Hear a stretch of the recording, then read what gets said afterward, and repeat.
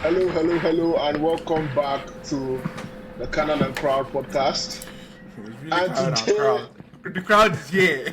bro, the crowd is here. Today is a special day. Today is a great day because on today's Sir. panel, we have Bond, the Man U fan,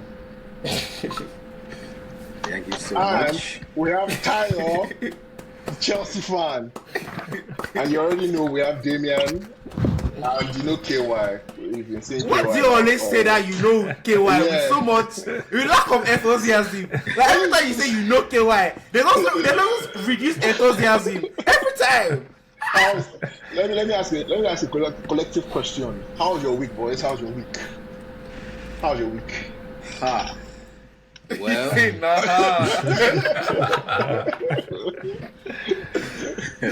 How's your week? my week has Was been okay. good. Yeah, But cool. last weekend wasn't good. I won't even lie to you. Mm. That's true. You didn't play this midweek. It was Yeah. last weekend. Yeah. Of course, you have to mention. Let's not dive into the I was story. focusing on self-care and self-help. Okay, makes sense. You understand? Something Makes that sense, a lot of makes Arsenal sense. fans are not used to. Wow. Always close, but always still far away at the same time. So you came out to take shots. No. Don't worry, the time will come. Time will come. Tyler, how's your week? I mean, how's your week? It was, I don't know, kind of mixed. The result yesterday was, I would say for me, was somehow expected because, I mean, with the old champions of the world, I wasn't buying it. World champion.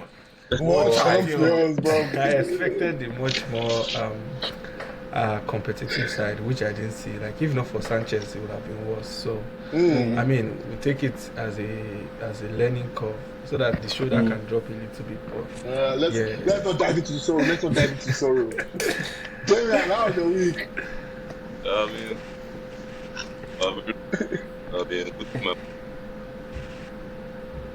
It's about this. I think the man is kind of breaking. Yeah. Okay, KY, how's your week? It's the week of every typical Arsenal fan. I just smiling here and there. You know, do what we can. Do what we can. A lot of Man U fans wanted to make us feel little about the victory at San Mamés Stadium, but you know, we do what we can. The number of away teams that actually won in this Champions League round, it was not that much, and I'll take the win and clinch it. And because some people are talking about what happened in the weekend, I'll talk about what happened the weekend again. My team won in the weekend again. And most of people that are trying to, conserve their energy for midweek, they know in the weekend, they know in the midweek. But some of us, we won on both sides. We're excited about that.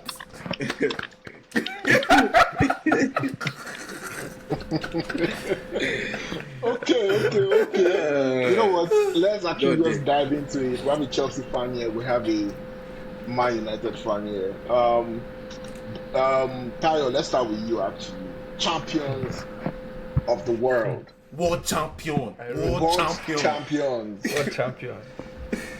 And first thing I want to say to Chelsea fans is, and I've said this to many other Chelsea fans, is don't think, yes, you guys have won the Champions League, but don't think that the Champions League is the Conference League.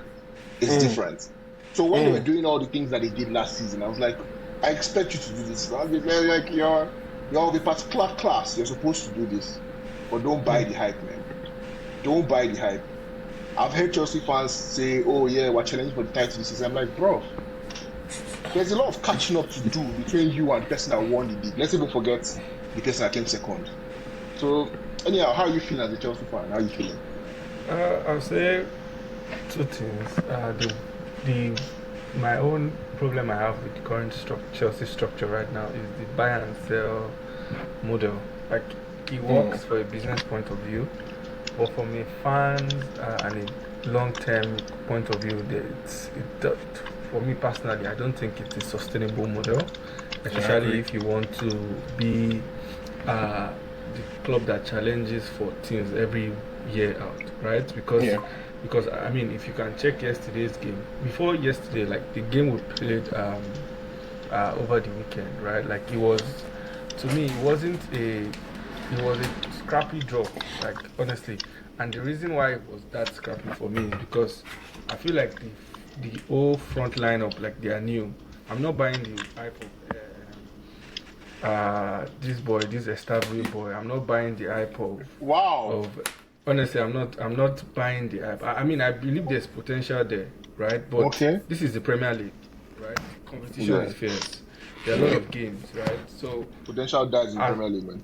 absolutely, as much as there's potential, you cannot you cannot win anything with kids, just like we say in Football Manager, right? So I feel like they made some bad moves, especially letting key players like Jackson and Madueke go at the same time, right? I mean, everybody have their own opinions, and we complain about players every time, right? But bringing up a new, fresh set of legs and expect them to gel and compete with a team like Liverpool, for example, like I don't just see that happening, right? I don't see them playing to the height of what Arsenal can bring to the table. And 100%, like I feel like the coach is okay. He's also growing as well. He's not a tactical. He's not a 100% 5 year experience kind of coach. So the team is growing. They are building, but I would say yeah, we expect results. But I'm not out and out expecting us to fight for the title this season personally. But I mean, it's football, right? I believe that there's still going to be a lot of feedback from the game. They're going to grow. They're going to play better.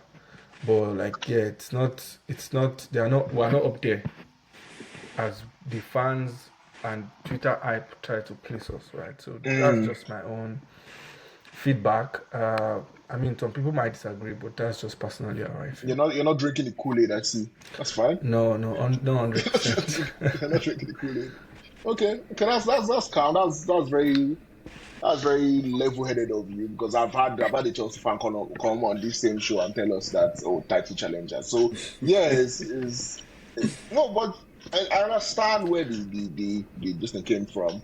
How about you, Bon? How are you feeling as a Man United fan? How are you feeling? Because you guys actually come against each other this weekend. I think Bruh. Chelsea go to the Old Trafford, a place that Chelsea hasn't won since 2013. Right? So how are you feeling about this meeting? How are you feeling generally? Bro, I'll be honest with you. I honestly don't even know what to feel like, because everyone knows last season was, I was going to say probably, but definitely the worst season United has had in a very, very long time. We had a very nice transfer window. I think it was one of the better transfer windows we've had. We had nice signings. We had Euro. Euro is playing fine. Mbumo looks nice. Cunha, he was fantastic, to be honest, before his injury, but he's out for the game. And we have no idea when he's coming back. We have our striker, Sheshko. But the biggest issue here is, for some reason, the team is just not firing. We played the first game against Arsenal, Corner FC. They did it for us again. They did it for us again. Rigged. They rigged us in that game. We played fantastic, but we succumbed to rig. But to be honest, I'll be very objective. Since that first game, I haven't seen anything. All the 3 games we played after that, or 2 games after that, has been absolute trash. Our midfield is porous. Against City last weekend, bro, schoolboy stuff. Look at Doku. I don't even know what Luke Shaw is doing, bro. So I'll be honest, I honestly don't know what to expect. Chelsea, I think Chelsea they are doing very well this season, and if I had to predict how that game will go, I don't know. Amorim might shock me, but He will shock himself. I think this one. I think Chelsea might actually take this one, because, to be honest, we've been breaking all the wrong records since Amorim came. Wait, Chelsea's yet Worst- to win at Old Trafford for how long now? Yeah. Worst win rate, lowest position, lowest points. Like all the wrong records have been broken in the last 1 year. So 2013 was last time Chelsea won at Old Trafford. yeah. Wow. So like was one more record. I think they won 1-0 or so. Is it one more record? I mean, I think just to speak before, I mean, I think that is personally as a Chelsea fan, that's refreshing to hear. I mean, the fact that you people are already taking defeat, I'll take that. The reason why I'm saying it is that Old Trafford is a very, very tough place for us to play. I remember, like, I think the best results we have gotten in recent years, like draws, like we maybe 1-1. Like, it's always It's always a draw. It's always a draw, right? So even like the worst Man U side, Teams we still get a draw. struggle. We just go there and then we just don't know what to do, right? So, and it's not just about coaches; it's something that has been happening for more than a decade. But I mean, just like talking about records now, I just want to say Chelsea as well. Every time you expect us to win, maybe a bad playing side is when they become the the Galacticos Real Madrid. And we struggle. So, honestly, personally, I think the fact that we are playing a lot of away games, like we have 5 away games back to back. Wow. Like I think that is a lot for us. And also what I've spoken about earlier, the fact that some of the new players are still trying to gel. What kind of pass do I give to Pedro, for example, Pedro Neto, for example? If you check yesterday's game, they were giving a lot of heavy passes. Like, he was running so much and he was barely catching the ball at the flank that he was, right? So I feel like the team, they are still trying to understand the dynamics of each other. So, yeah, but Man U, currently, I don't understand what Man U is trying to do as well. Like, I feel like Coach doesn't understand it that too. exactly. I think Bond made a very, very clear argument, which is they had a very good transfer window on the paper, like a Premier League transfer window standard. They had a very fantastic one. Yeah. But we have not seen it turn to any result. It has not yielded. Normally, Mbeumo will have scored 2 or 3 goals by now if he was in his team, right? He had almost, I think, more than 19 goals or 20 goals. More than He had 20 over 20 goals last season. About 20. Right, so yeah. exactly. So now I'm sure he will have been on his 3rd or his 4th goal if he was, or let's just say 3rd, 3 goals and assist. But they are trying so much, but I don't understand what the team is trying to do, and the coach is trying to do, and it's really making it hard for. I think philosophically, like in their mentally, the players are a little bit. They are going off it.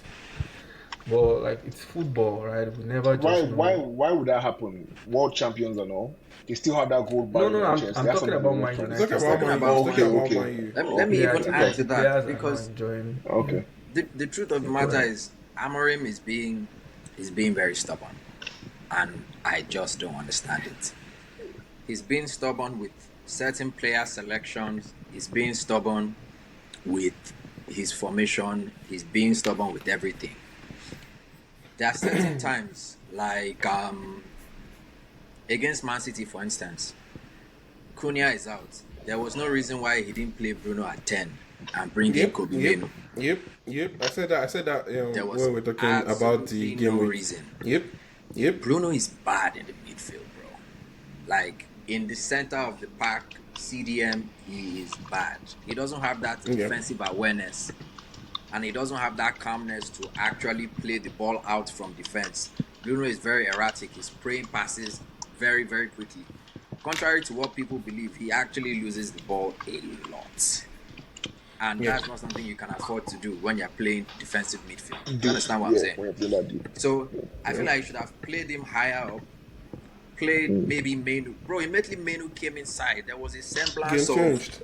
Not even the first match. This is not even the first match that's happening. Yeah. There was another match, the previous match that you guys played as well. He actually played like really well when he came on as well. Yes. So, bro, Menu has been playing football. Like he has football maturity. But Amorim is expecting him to be fighting for spots with Bruno, and it's even an unfair battle, to be honest, because Bruno is the captain. He's not going to drop Bruno. Bruno has been playing 90 minutes every single game. Why? So it's not even a competition really at this point in time. It's like monopoly of the position. So I don't even understand. We have a striker that is 6'5" in Sheshko. We're barely getting crosses from our wing backs. Patrick Dorgu, I don't even know what's going on there. Every single cross. You know what something that is funny? Every time Man U is playing without Sesko, somehow they manage to send the crosses in. Like Sesko is not in front, they play the perfect crosses, and it will find nobody. Once they bring Sesko on, No they just crosses. stop knowing how to cross. Do you know I why don't that's know how happening? that works. Because when Sheshko is not playing, we actually have Mount in the side. And there's a way Mount drops inside. Mount is just injury prone. Chelsea, no, I don't run or scam. But they okay. Generational player. But He's a generational player. But when he's fit, bro, Mount actually knows how to move the ball around. He drops deep, helps in the play. But now that we have Sesko, no good crosses, and I honestly don't even know how Amorim is going to fix this. Dalo, Dogu, these guys are not. Dogu, I think he still has time to develop.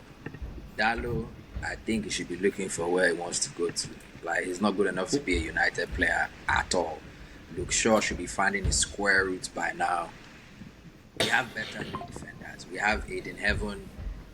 I think Maguire has actually been playing somewhat decently off the back of last season. The Man City game, he was a bit bad, but Euro, we have Aiden Heaven, the new young lad. Like, he needs to actually give this guy some time. Give Menu some time. To be honest, if Menu starts this game, I think we actually do have a chance against Chelsea. I won't even lie. I just want to add something. So just sorry, let me just add a few things. Yeah. First of all, I think Illyrio shared with me start earlier in the day. In the Premier League, Man U has had the least changes to their formation, whether it's in game or anything like tactical changes. They've had 7 the entire season. Like, that's the least in the Premier League. Just change shape, change formation to adjust things to move things right. They've not been able to do it at all. Another thing I want to also add is the fact that against Man City, Bruno said something.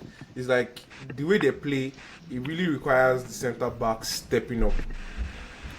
What is weird is that the only time they've done that so well was against Arsenal.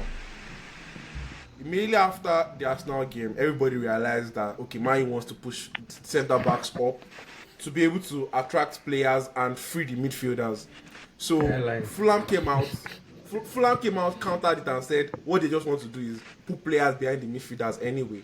Because when there are players behind the midfielders, the defenders cannot push up as much because they run the risk of like too high a line. Now, somehow Amorim has not been able to sort out that fix. Because everybody realized that after Arsenal, these guys want to like lopside the midfield with their defenders and we're going to counter it, and somehow he has not been able to answer that, and that is affecting the players. Like, at this point, it's no longer about just like players playing bad or not.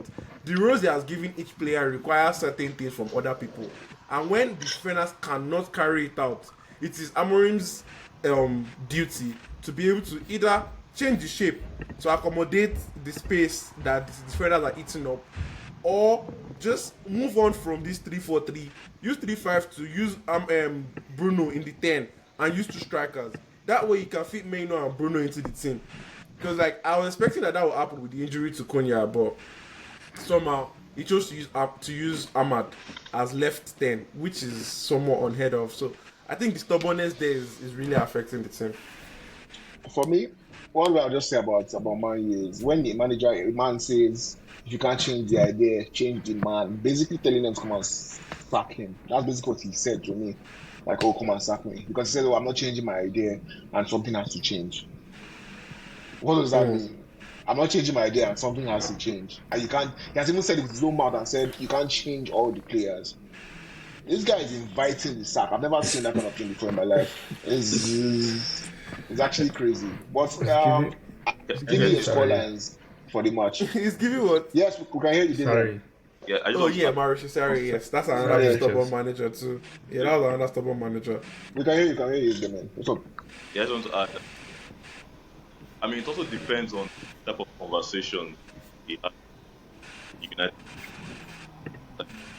Right? With the board, yeah. You would have probably told them this is how I want to game. This book sports in and use at United. So if they that's go ahead, Yeah. so it's still very hard for you to come and say that, but yeah, Yeah. and whatever happens, we're still going to stick with it. So I think that's why he's very. He's quite confident. Okay, maybe they've backed him that much. Anyway, Let's- let's go around and get the scorelines for the match. Let's go around and get the scoreline for the match. It's a big match. Chelsea versus Man United. I think I will start. I'll just say for me, it's going to be like the best case scenario is a 1-0 for us because we have been scoring and Man U has been conceding. Right, so taking that into account, that's my best. Closest it might be a 1-1 as well. So. But I'm expecting a 1-0, 2-1 type of result. Bond. I'll be honest, like I know I said I was gonna give it to Chelsea, but Back your team, bro. I'll go 1-0. Yeah. I can't give it. Back your And team. he's not predicting that his team will lose. No. True. Because I'll be This honest team with you, will lose. Tayo, you're the We'll first take it. non-arrogant Chelsea fan I've met. That's why I'm giving you This- 1-0. I feel like this podcast is a podcast of the non-arrogant because David is one of the few non-arrogant Liverpool fans I know too. Me, I'm arrogant. Dude. I know, Yeah. So yeah, 1-1. I also think 1-1 actually. That's actually what my score is going to be. I'm going to go with history and just say 1-1. What about you, KY? I think I would go for 2-2. Just because those two somehow know how to cancel each other out. And they also know how to come with drama too. Look at was it last season, Kopama hat-trick. The game was dead for so long. Yes. Like, and in the last 10 minutes, everything and anything happened. So it's like it's one of those games. But yeah, I think I'll probably go for 2-2. Just because Man U cannot be bad every week. There has to be a week where something goes right. I mean, he cannot just keep going bad all the time. So yeah, maybe this week he connects, but I know one thing for sure. Chelsea is one thing that's shown that even if you want to turn up, they can just change everything together and put something together and put food on the table. And like one thing you can probably not do right now is stop Chelsea from scoring. So that's why it's 2-2 for me. Damien, what about you? What scoreline would you give Chelsea and Man U match? I think it's muted. I think Damien actually got dropped out. Okay, you know what? Let's just actually move on to the Arsenal versus Man City game. I think that's the game of the weekend. I think everybody's looking forward to that. Kewa, how you feeling about that game? I was having a conversation with the boys earlier today, and a few City fans, were trying to bamboozle me. We should be humble, blah blah blah. I'm like, there's no way you're running this rhetoric again. Like, there's no way you're running this same rhetoric again. Like, No. all I just told them was, I'm not stating for a fact that Arsenal is going to beat City. Like, there's no, you cannot predict football exactly all the time. But one thing I know for certain is that no Arsenal fan is going into that game scared. If anything, Arsenal fans are probably feeling like, okay, this is one of the few times where City will want to come around and they are sure of a win, right? Almost sure of a win. So yeah, I'm pretty confident going into this one. I can imagine that because I'm quietly confident because I actually believe that we can go there and win. I actually believe we can go there and win. I believe that we did a 5-0 last season. 5-1. It was 5-1. It was 5-1. I remember it actually became 1-1 where Haaland walked to the flag and it's like, yeah. And then we had that 14. Like, what are you talking about, bro? Yeah. Haaland said, I just remember. That was great to see. I loved it. I loved every part of that match. If the game was going to be at the Etihad, it was probably the one where I'll be like, okay, maybe we'll probably get a draw. like Yeah. given how we play in big games Etihad, away from yeah, home yeah. and whatnot, maybe I would be very conservative and whatnot. But given that it's at Emirates, I think confidence is on high, and I'm probably tipping Arsenal for this one. Okay, calm. So let's just move on to the okay, actually, Bond and Tayo, you've not told us about what you feel about the Man City Yeah, match. I'll just say something very short. Okay, go ahead. My opinion might be against both of yous. That's okay, that's fine. But no, and the reason I will explain the reason why I feel that way. It's a challenge, right? Personally, I feel like Arsenal has the best. Arsenal and Liverpool have the best teams in the league. Like this going to this season, not just the lineups, but if you look at the squad depth, like it's killing me. Like I will see my Arsenal squad depth. I was like, Trossard is there, Martinez. These guys are now second team, but I feel like if Pep is going to amount to anything this season, this is a game that will know. What if he doesn't amount to anything? When I say it's going to amount, if they are going to, because personally, like the way they crumbled last season was a telling, Yeah. right? Yeah. If they are going to continue on that trend of being not the best team in the Premier League, this is the game that we know. And I know Arsenal has done fantastically well at the Emirates against them in the last 4 years. meetings. Right. So this is a game where they need to say, okay, we had a sleep last season, we're trying to do whatever, doing an experiment, whatever it is, and I'm up to, like, we're actually going to challenge for the league. So to me, it's not going to be a walk in the park for Arsenal. Definitely. I mean, I'm not expecting it to be, but I feel like with what I'm seeing from Doku and Foden, this is where they need to prove themselves. So it's a challenge to the City game, to the City boys to show up and say, okay, if they lose, then I don't want to hear anything from the City for any City, but it's like City should just go and sit down. Like this is the match for me. So that's just my own view. Yeah, I do agree. I agree with her a whole lot. But thing is, like, right now, City, there's too much that is going on with City. First of all, I think Pep Linders, that's his name, right? The assistant coach. The ex-Liverpool guy. Yeah, he's the one taking over, like, their off-the-ball press.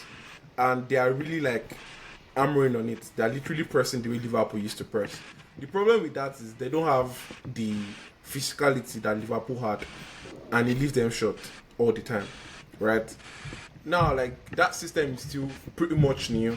The introduction of World Club Cup did not really help them as much because then they had to stick to what they had last season and they have very short time to prep for this new season. And now, the couple with, like, injuries here and there, inconsistency with the lineup, not enough carriers in their system, that's Turkey, Foden is just coming back. Like, the only thing I don't want to agree with from Tyre is if they don't win this game, I wouldn't write them off still. I wouldn't write them off still. Because like City have done it in the past where they were just down and out for the longest in the season. beginning of season, yeah. And somehow still won the league. Right? And if there's anybody in the league right now that has the experience of doing that, it is City. Like, again, that's why I would like to reiterate that. Like, obviously, there's no game that is set in stone. But the current trend right now trends towards more of an Arsenal win than a City win. Arsenal system seems more compact. It seems less vulnerable compared to City. City's system has shown vulnerability. Ignore the scoreline against Manchester United. It flatters the entire game, if we want to be honest. United should have scored a couple. They are gifted the goals that they are given. That's what I'm saying. United should have scored a couple in that game. Yeah, if you want to analyze the 3 goals, gifted them. Exactly. If you want to analyze the 3 goals, it didn't come as a result. If anything, the 3 goals came against the run of play. At each time that they came, United was on top, and then for some reason they are unable to cover up, and then City score. So, like, no, but to be City fair, system right now, the first goal, if you saw Doku, bro, I'm not even gonna lie. yeah, I'm a Man U fan, but Oh That yeah, he first took goal, out Shaw. what Doku did to The Shaw, dribble. Yeah. tried to Yeah, cross the took ball out the Shaw. first time, and he was already He falling came down. back to him and he The just ball lofted bounced it. back, and he still managed to cross it again before he fell. And then, I won't even lie, that goal. And what he did beautiful today goal. too. What he did today. Yeah, like, he scored again today. I won't So even lie. Bro, So, today's game today's one is crazy too. Like, yeah. Again, I wouldn't rate. I don't want to put a lot of So, emphasis but on the other today's two game goals because definitely before the gifted. red card, it was very even fair. game. It was Fair. very, very even game. Napoli was Fair. able to like sit down in their 4-4-2 out of board line. The shape was very compact and it was very hard for City to break down. And obviously, playing City with 11 men, you have to be on top of your game. Now with one man shot, like Yeah. that's a stretch. So Yeah. like I still would tip Arsenal win for this one. Okay. Me personally, Bond, yeah, not a Bond. yeah. Me personally, to be honest, yeah, Arsenal have been playing okay. The two new boys, Madueke and Eze, those guys. stopping. I'll be honest with you, like, I'm not even feeling watching Arsenal. Like, I'm not feeling Saka's injury. I'll be honest. Like, I'm not feeling it as much. And to be honest, by the time Saka comes back, like, he has to be on his A game to be able to find. Obviously, he'll make his way back into the squad, but there's proper competition right now for that right wing. I agree. You get me? But again, Saliba is injured, bro. Like, Saliba is back. is he gonna be available for the He's game? back. Are you sure? Yeah, he's back. Yeah, he he's was on the available. bench. He was on bench for the last game. For the last game. Okay. I don't just not feel like playing him because we had this guy. Yeah, we're not still 100% sure he's going to start at the end of the day. He Yeah, why might not? play, Why not? but he most likely won't even play 90 minutes. That's Yeah. the fact. Now, Fair enough. who is going to be able to hold Haaland? That's another question that we need to ask. Yeah, Mosquera I think he has been doing okay, but again, Haaland is literally the best poacher right now. You understand? So, like, it's going to be tough. So I really, I'll be honest with you, I don't know. Yes, the 5-1 last season, crazy, but still, I think the game is unpredictable. Okay. I might go for a 2-2 draw. 2-2 draw. Yeah. Well, that's not a bad shout at all. But I feel like Arsenal actually ends up winning this game.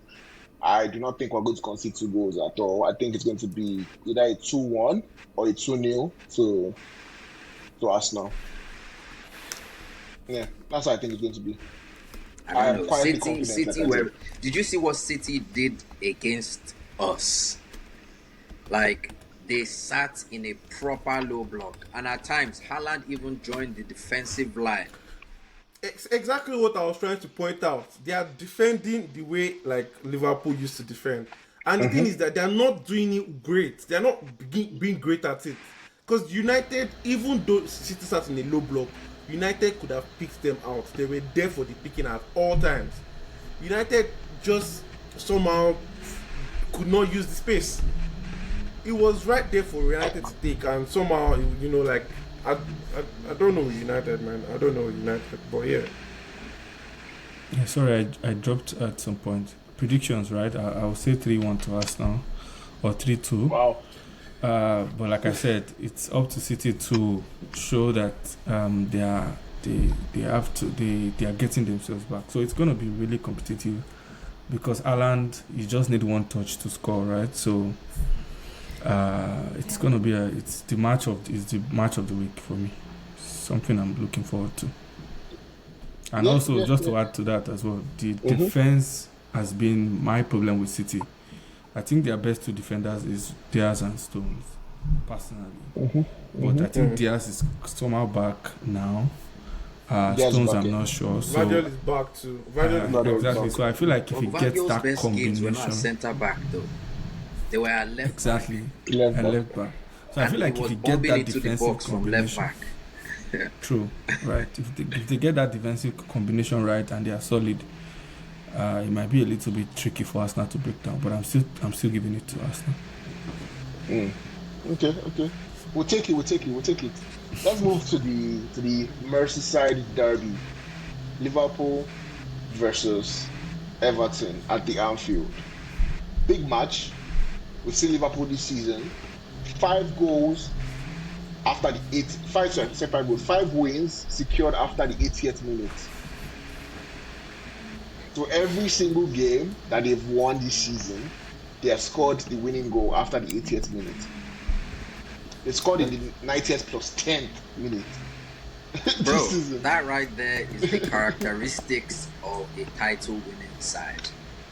I don't really agree though. I don't agree. I don't do it that consistently. Let me tell you 5 times. Let me tell you. Like they've had 5 wins this season. Yes. 5 wins. All five. 5. All Well, 5. like that. So like I don't have a problem if you win your games against your title rivals that way. Then it's stuff of champions. Yes. But when you have to do it in every game, Yes. especially in the manner in which Liverpool is doing it, Yes. dominate the game, somehow let your opponents into it, Game, yeah. and then have to win. at the stretch of it. Like you have to stretch to get the win. Yeah. Now, like, don't get me wrong, being able to win your games despite not playing well, I do agree with stuff of champions.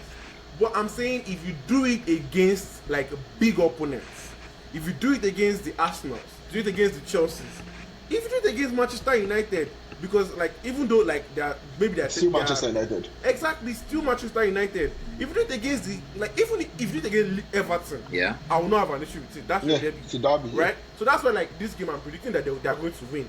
It might come after the final whistle. They will blow final whistle and someone Liverpool put the ball in them. But let me But ask you a Liverpool question. win.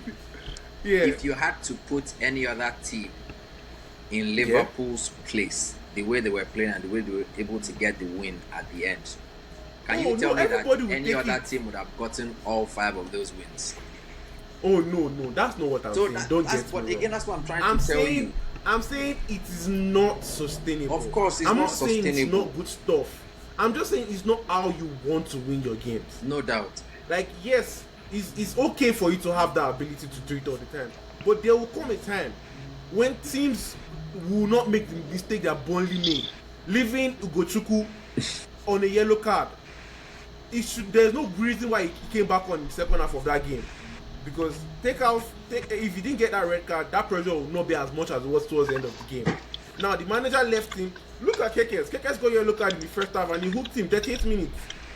There's like the yellow card Ugochukwu got in that game like was more worthy of a red card than anything, and still you left him in the game.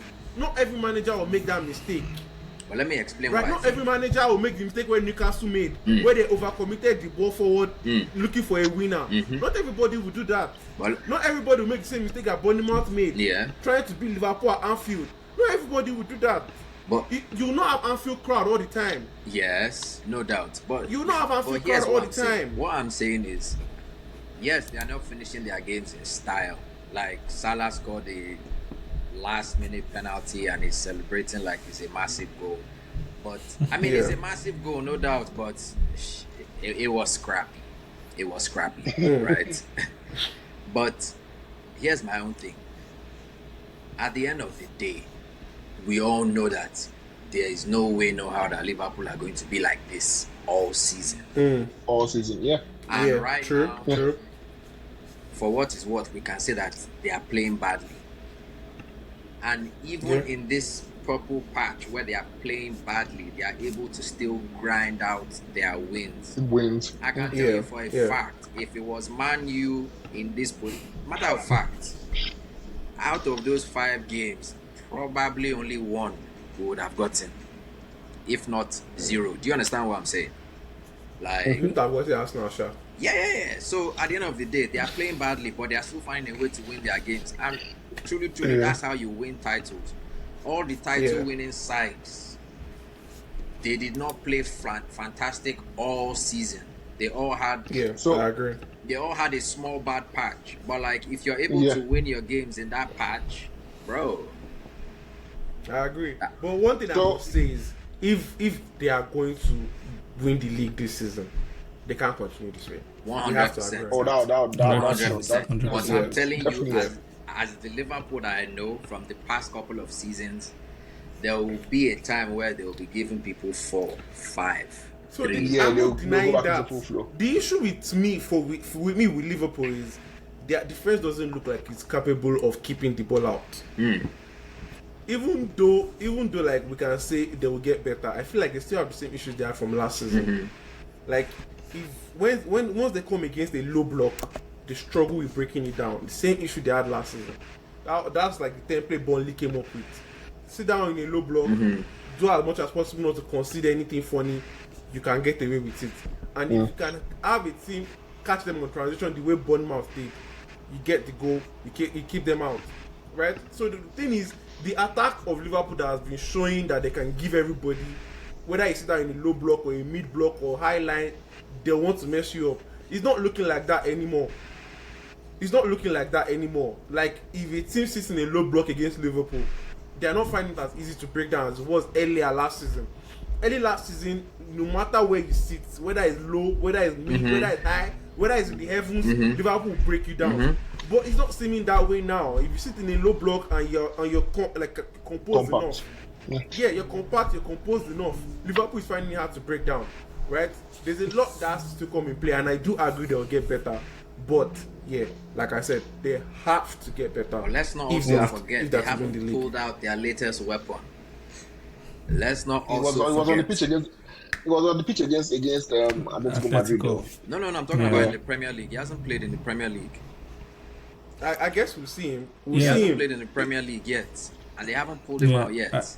I think just 2 points for me to add is the fact that personally I was feeling. I mean, this might be psychological. I was feeling like they will have a hard start to the season because of the whole Jota-ish.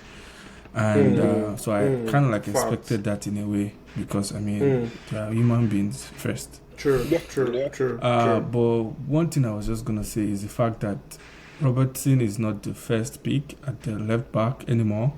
They lost Arnold, and then Salah is not the Salah of. He doesn't have the legs as I think he does. I think that's one of the main issues that I'm seeing.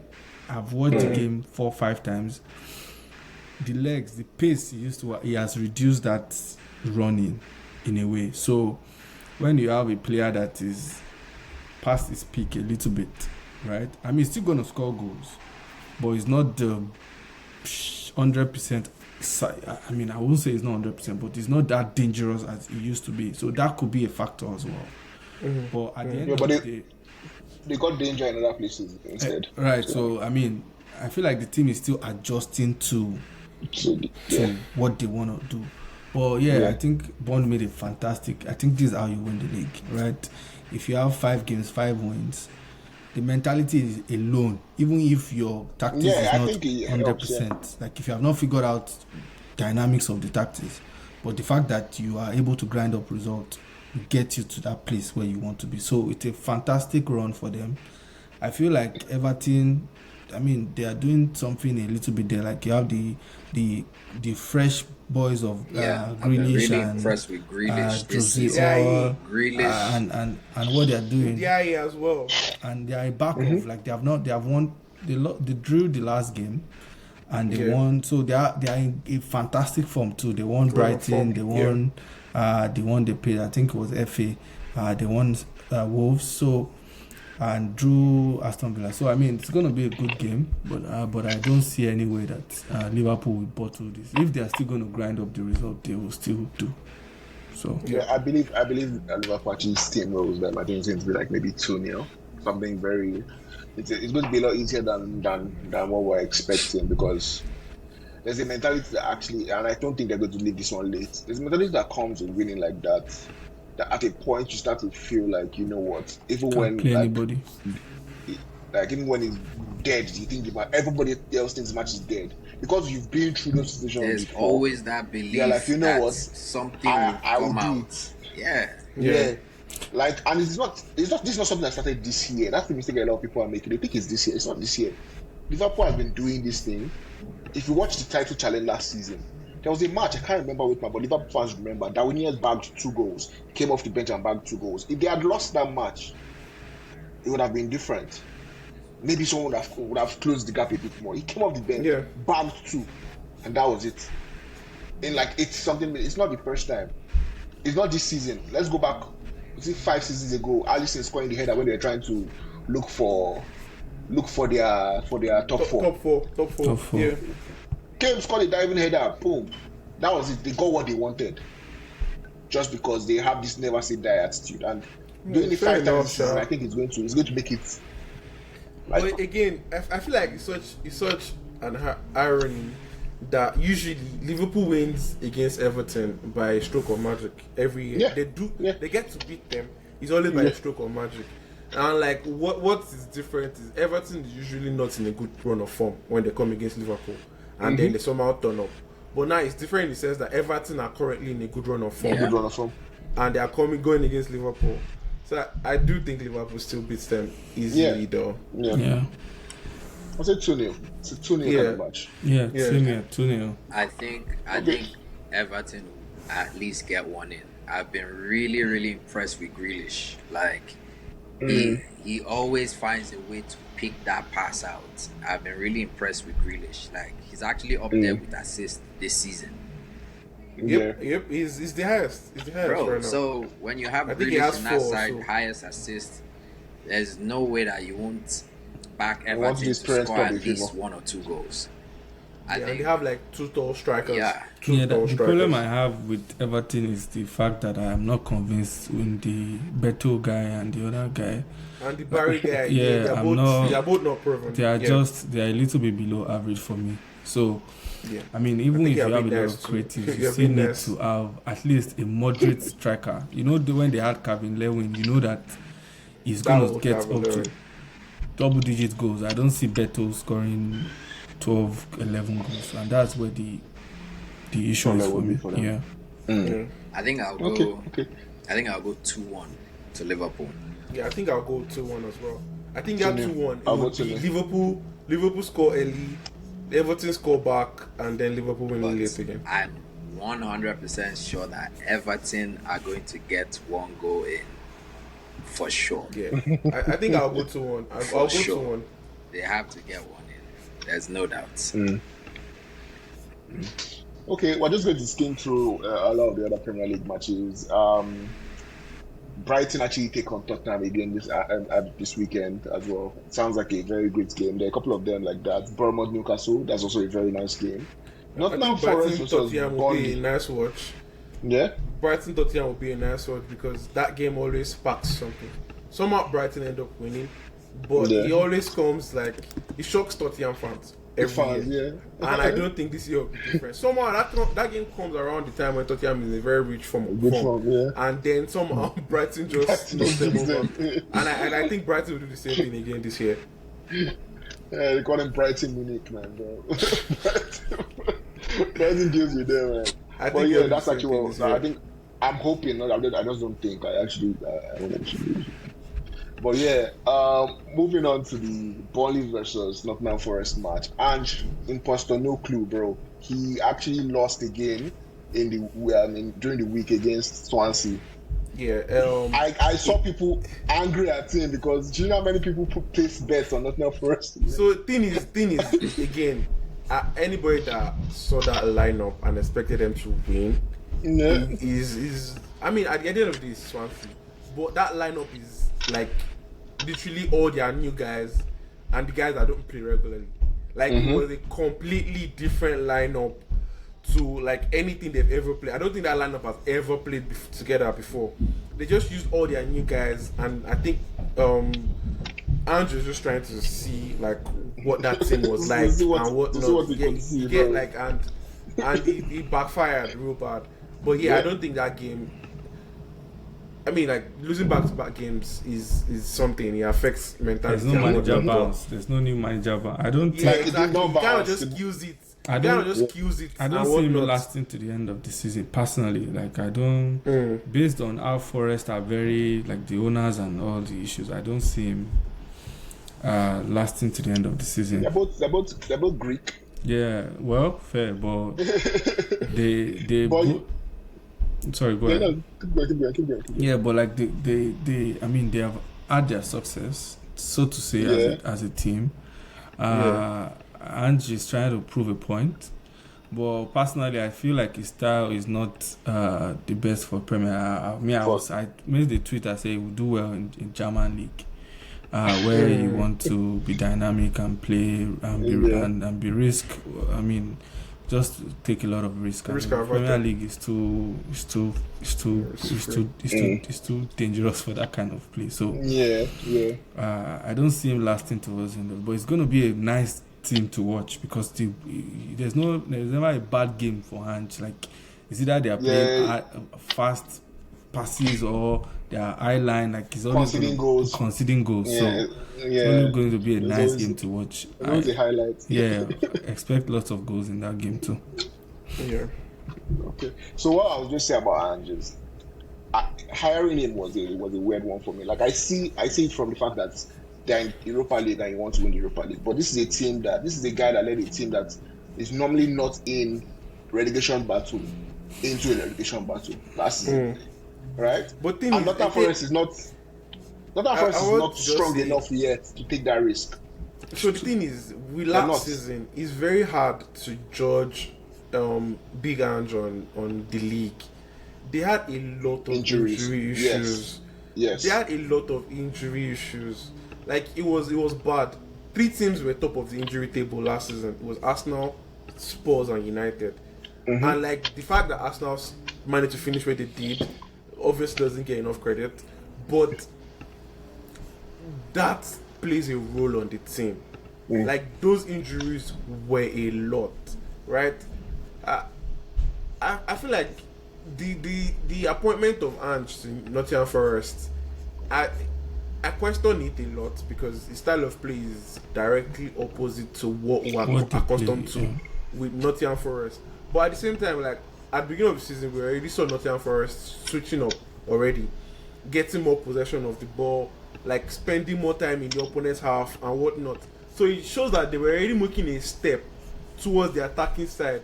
But it's like, I don't know, for people that play FIFA, it's like going from 0 depth to 100 depth. Like if you cannot really like manage the transition, like you get opened up real quick.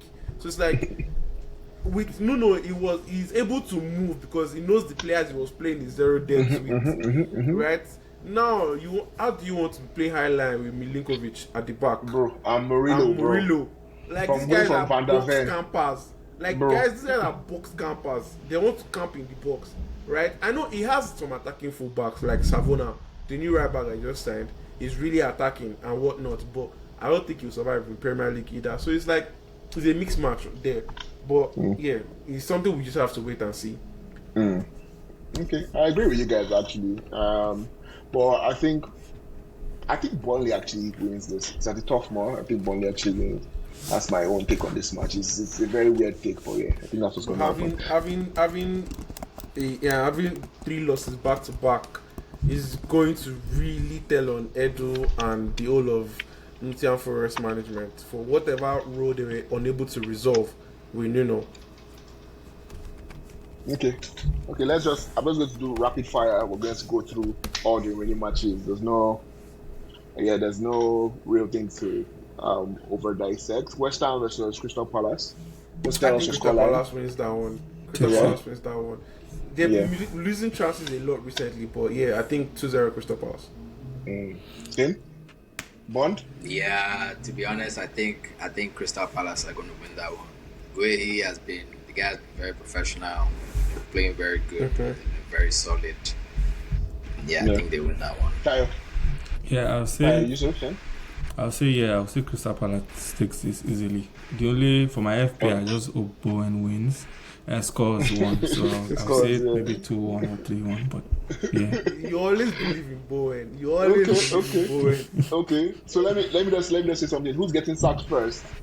Graham Potter or this man, coach of Aston Villa, Emery? He's facing Sunderland this weekend. How's that match going to go? I think Potter gets sacked first. Definitely. I agree. Potter gets sacked first. I think it's going to be Emery. No, I think the thing is with Emery, he already sort of has a relationship with Aston Villa.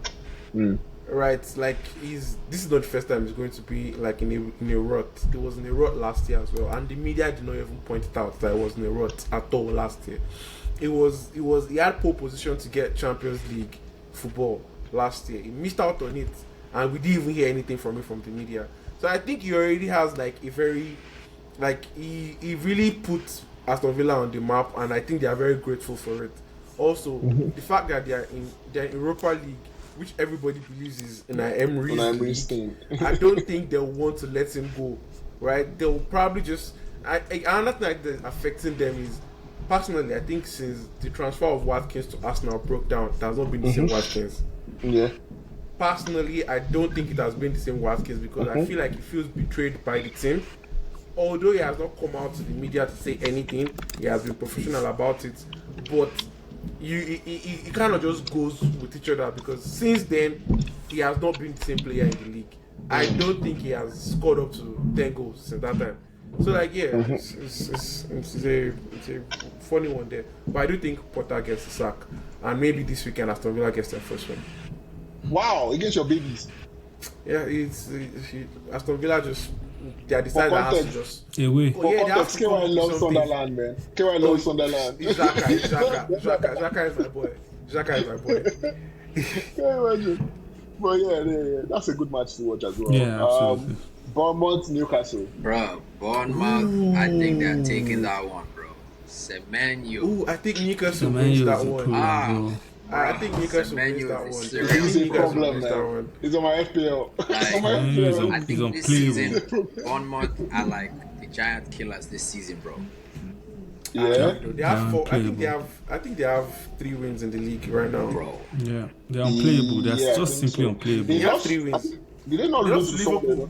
Liverpool. Yeah, just last minute. It was a scrappy win. It was a scrappy win. Typical Liverpool win. It was a scrappy win. But other than that, bro, these guys have they've been something else. They beat Spurs. They actually beat Spurs. Yep. They're the only Spurs. They're the only loss the Spurs have this season. I still think Newcastle wins that, to be honest. It's a game to watch. I doubt. It's a game to watch. It's a game to watch, and I think Bournemouth are taking I think Bournemouth wins.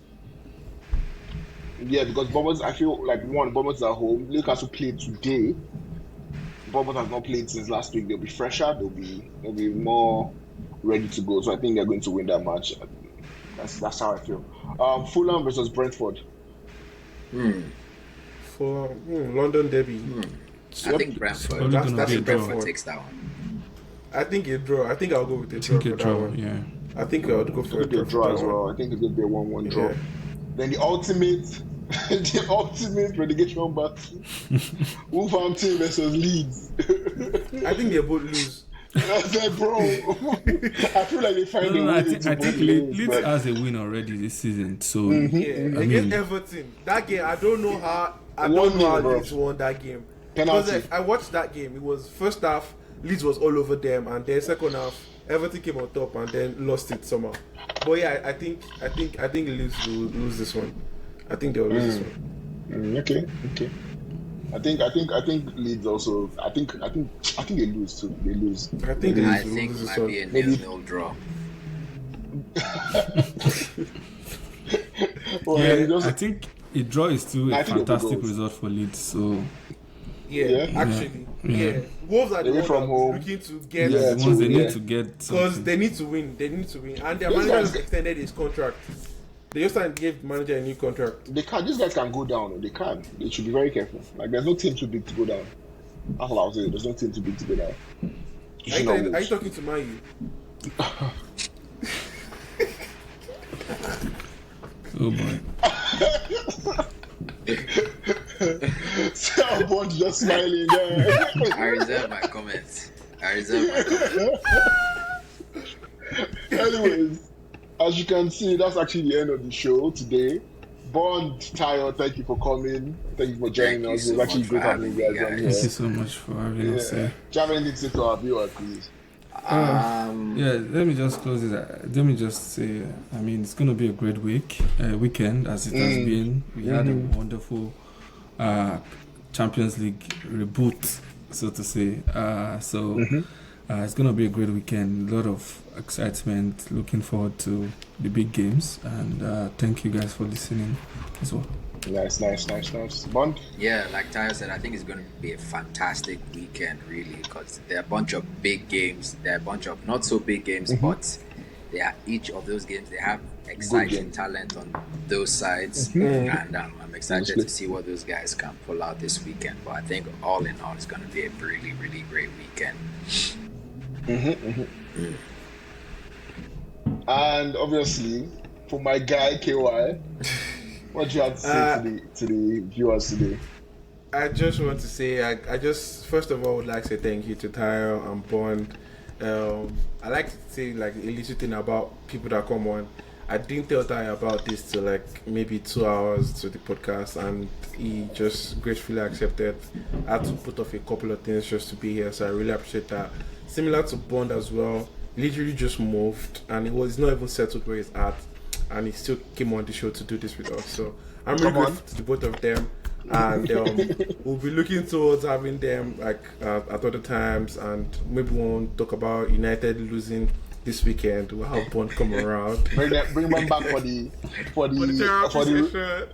roundup. We'll bring them back for the weekend roundup. But yeah, I just want to say thank you to you guys for coming around, and to our viewers. Really appreciate you guys. We've still not started doing the comments because a couple of things are certainly here and there, but we need more comments as well. We need more comments. Yes, we need to have a lot of stuff to read before we can read them out. And just the usuals. Like, subscribe, share, like, talk to us about the show, things you'd like to see, things you do not want to see. I hope there's none of that. But anything, just give us feedback. So I'm looking forward to it. So Yeah. Well, as I always say, listen to KY. Like, share, comment, subscribe, and we are out. Have a nice day, guys.